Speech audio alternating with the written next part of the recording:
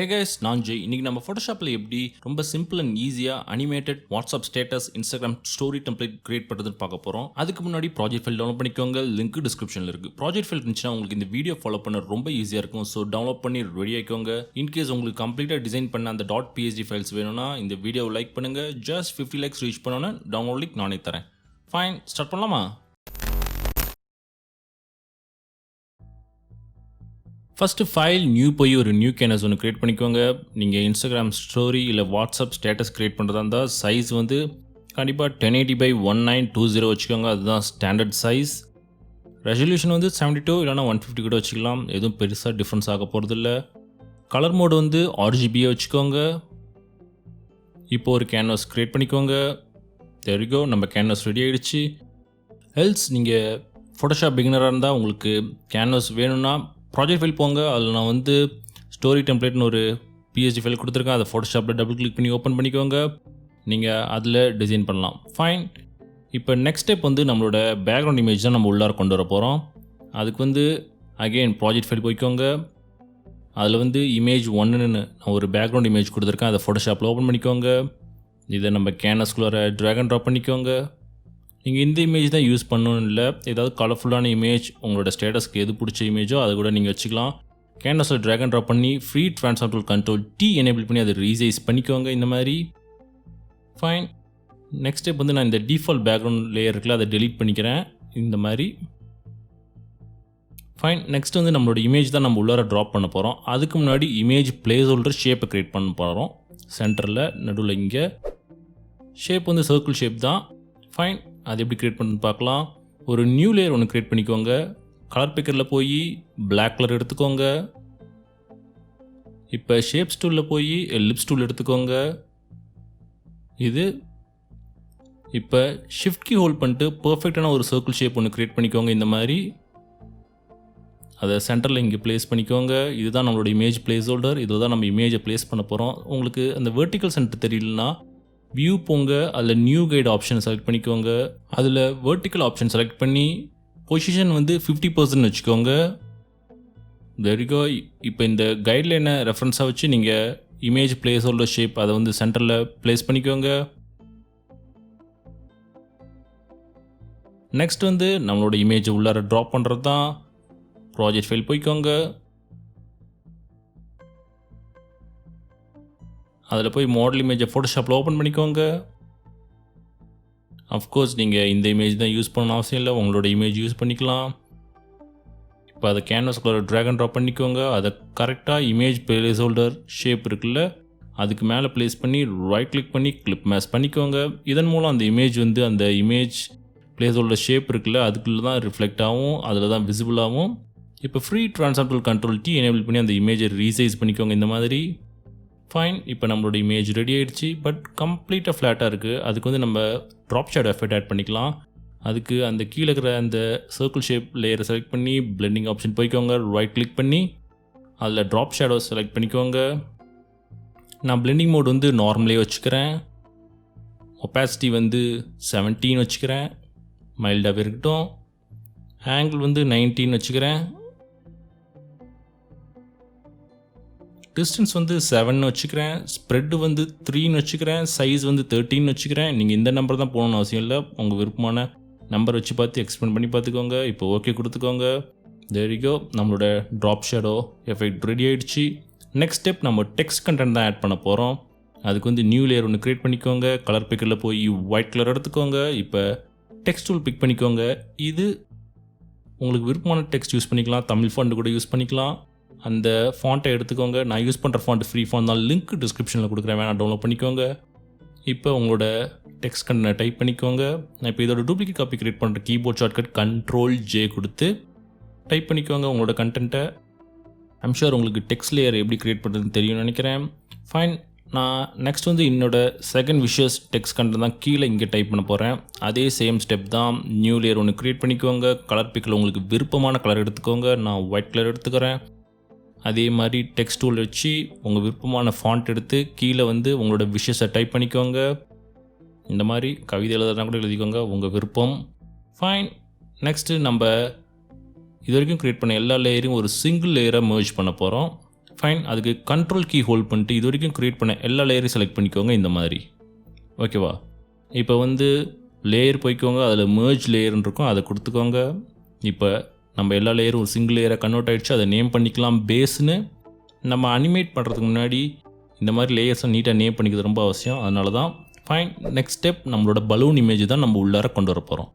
அதுக்கு project file போய்க்கோங்க, அதில் பலூன் இமேஜ் நான் கொடுத்துருக்கேன், அதை ஃபோட்டோஷாப்பில் ஓப்பன் பண்ணிக்கோங்க. இது நீட்டாக க்ராப் பண்ண .png ஃபைல் கேன்வாஸ்குள்ளே ட்ராக் அண்ட் ட்ராப் பண்ணுங்கள். அதை வந்து நான் இங்கே ப்ளேஸ் பண்ணுறேன். இப்போ இந்த பலூன் இமேஜோட நிறைய டூப்ளிகேட் காப்பீஸ் நம்ம க்ரியேட் பண்ண போகிறோம். நான் கீபோர்ட் ஷார்ட்கட் Ctrl+J கொடுத்து காப்பி க்ரியேட் பண்ணுறேன்.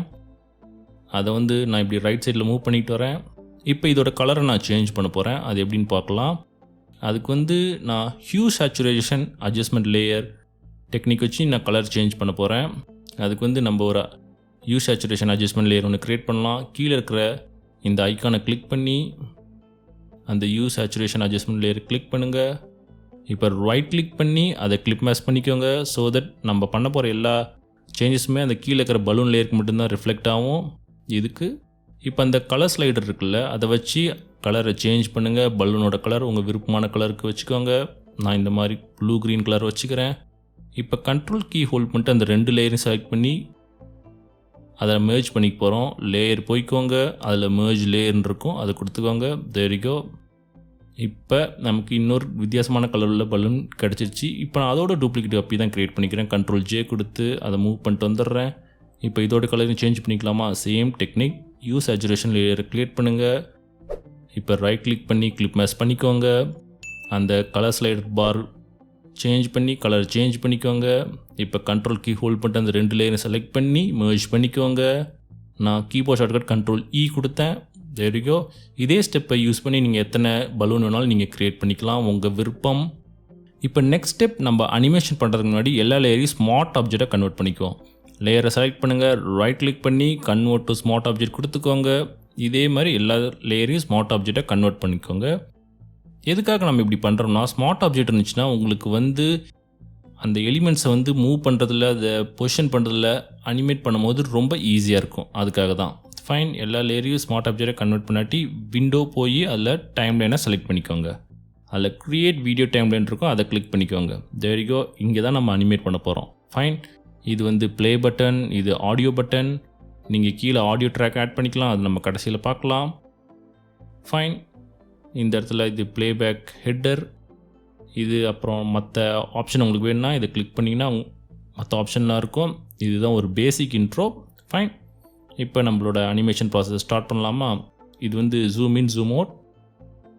நான் இப்போ கொஞ்சம் ஜூம் அவுட் பண்ணிக்கிறேன். இந்த மாதிரி நம்மளோட வீடியோ வந்து 10 செகண்ட்ஸ் வீடியோவாக வச்சுக்குவோம். ஃபைன். அதனால் இப்போ இந்த ஃபஸ்ட்டு ஃப்ரேம் இருக்குல்ல, இந்த பேஸ் ஃப்ரேம், இது அதை வந்து நான் எக்ஸ்டெண்ட் பண்ணி 10 செகண்ட்ஸ்னு வச்சுக்கிறேன். இந்த மாதிரி. ஃபைன். நீங்கள் வேணுன்னா இந்த ப்ளேபேக் ஹெட்டர் இருக்குல்ல, அதை வச்சு கூட நீங்கள் டைமை அட்ஜஸ்ட் பண்ணிக்கலாம். இப்போ நெக்ஸ்ட் வந்து நம்ம பலூன் 1 தான் வந்து அனிமேட் பண்ண போகிறோம்.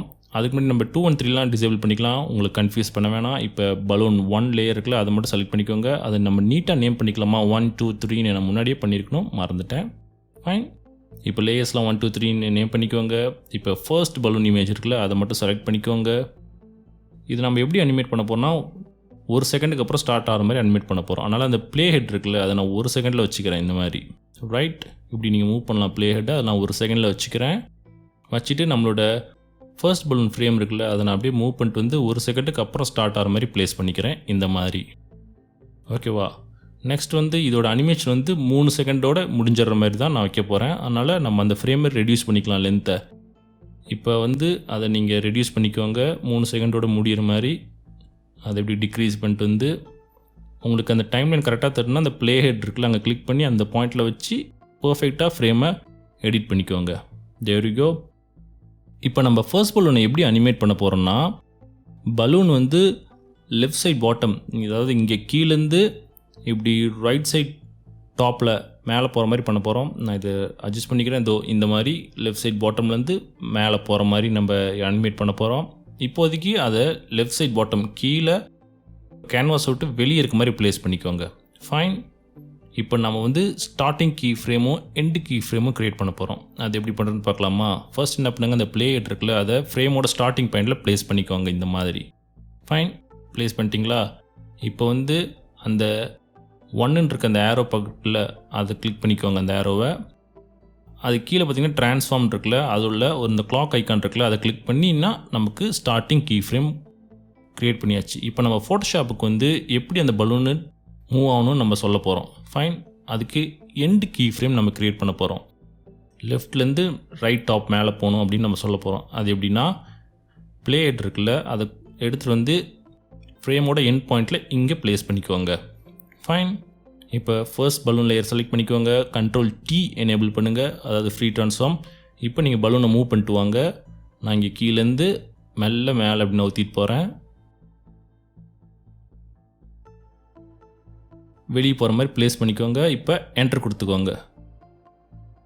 இப்போ கீழே பார்த்தீங்கன்னா நம்மளுக்கு எண்டு கீ ஃப்ரேம் க்ரியேட் ஆகிடுச்சு. இப்போ ஃபோட்டோஷாப் தெரிஞ்சிருக்கும் எப்படி நம்ம அனிமேட் பண்ணணும்னு எதிர்பார்க்குறோன்னு. இப்போ ப்ளே பட்டனை ப்ளே பண்ணி பாருங்கள், அவுட்புட் என்ன வருதுன்னு.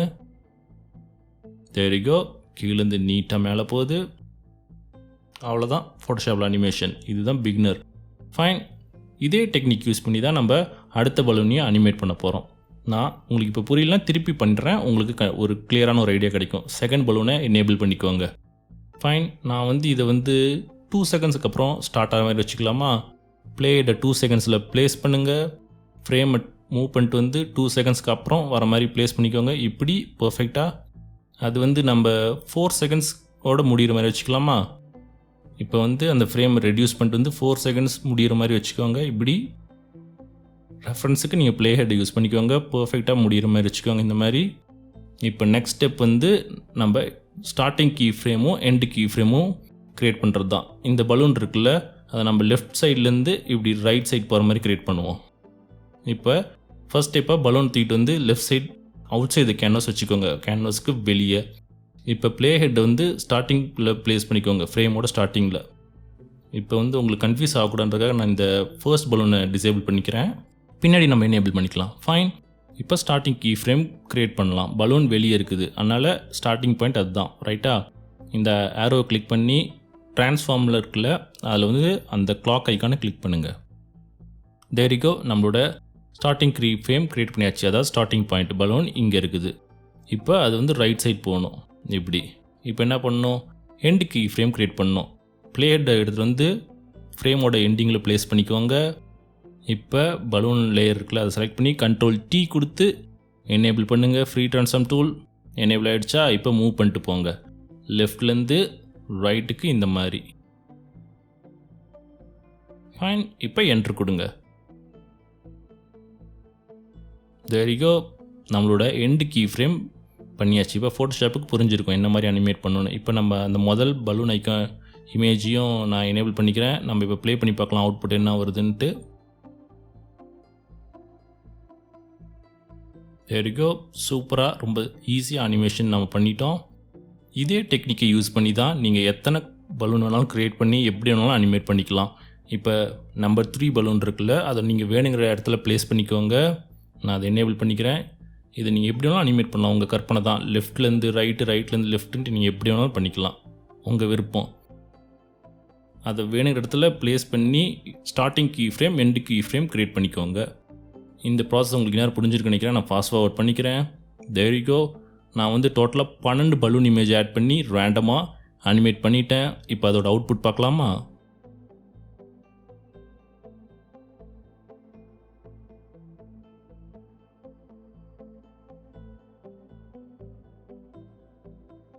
ஃபைன், இதுதான். இது கண்டிப்பாக உங்களுக்கு இப்போ புரிஞ்சிருக்கும் எப்படி பண்ணுறது. நெக்ஸ்ட் நம்ம ஆடியோ ட்ராக் தான் ஆட் பண்ண போகிறோம். இந்த ஐக்கானை கிளிக் பண்ணுங்கள், ஆட் ஆடியோ கொடுங்க. உங்களோட ஃபோல்டரில் உங்களுக்கு வேணுங்கிற ஆடியோவை செலக்ட் பண்ணிக்கோங்க. இப்போ ஓப்பன் கொடுங்க. ஆட்டோமேட்டிக்காக ஆடியோ ட்ராக் கீழே ஆட் ஆகிருக்கும். இப்போ நம்ம அதை ஸ்ப்ளிட் பண்ணலாம். ஓகேவா? நான் ஜூம் அவுட் பண்ணிக்கிறேன். எங்கே ஸ்ப்ளிட் பண்ணுமோ அங்கே ப்ளே ஹெட்டை ப்ளேஸ் பண்ணிக்கோங்க. ரைட், இந்த சிசர் பட்டனை ப்ளேஸ் பண்ணிங்கன்னா ஸ்ப்ளிட் ஆகிடும். உங்களுக்கு தேவையில்லாத ஆடியோ பாட்டை செலக்ட் பண்ணி நீங்கள் டெலீட் பண்ணிக்கலாம். இப்போ உங்களோட ஆடியோ ட்ராக் ஆட் பண்ணியாச்சு. நீங்கள் ஒரு தடவை ப்ளே பண்ணி பார்த்துக்கோங்க. உங்களோட அனிமேஷனை ஃப்ரேம்லாம் கரெக்டாக இருக்கான்னு டபுள் செக் பண்ணுங்கள். ஓகே ஆகிடுச்சுன்னா நெக்ஸ்ட் ஸ்டெப் வீடியோவை ரெண்டர் பண்ணுறது தான். அது எப்படி பண்ணுறதுன்னா, ஃபைல் போங்க, அதில் வந்து எக்ஸ்போர்ட் ஆப்ஷன் செலக்ட் பண்ணிக்கோங்க. அதில் ரெண்டர் வீடியோ கொடுங்க.